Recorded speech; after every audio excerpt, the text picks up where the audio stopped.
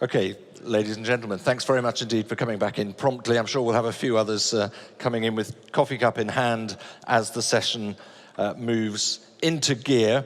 So this is plenary session 2. It's entitled Exploring Innovative Race Concepts, and understandably perhaps the focus is on newer ones in particular, but as you will hear, it's not just the new ones that have A, stood the test of time, or they've got to learn that, but have been copied already, and we'll get one or two examples of that.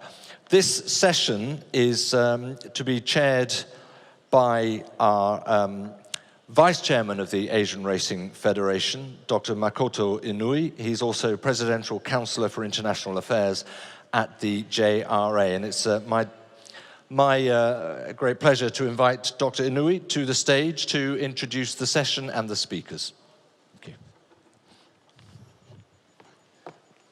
Thank you. Thank you, David. Ladies and gentlemen, it is my pleasure to introduce this exciting session, Innovative Race Concept.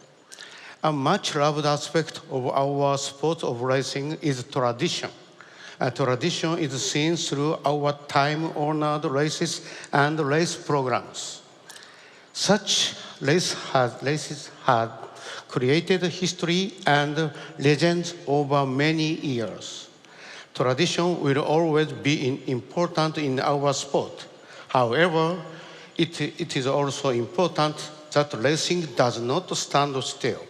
We must continue to innovate, to challenge and to discover new opportunity to bring racing alive for new fans and new generations. This session looks at innovative race concept. There are races that do not necessarily fit to traditional idea of a race or the status quo. They are designed to deliver something different to our existing fans and to attract new fans. In their own way, they seek to unlock the potential of racing by challenging the traditional concept of a race, from how horses are selected, to prize money, to how a race is promoted. During the course of this session, we will hear from our speakers on the unique strategies and impact of their innovative race concepts, including the Age Arima Kinen in Japan, and the Everest and the All-Star Mile in Australia. We will also examine how new race concepts interact with the traditional pattern and challenge quality control procedures.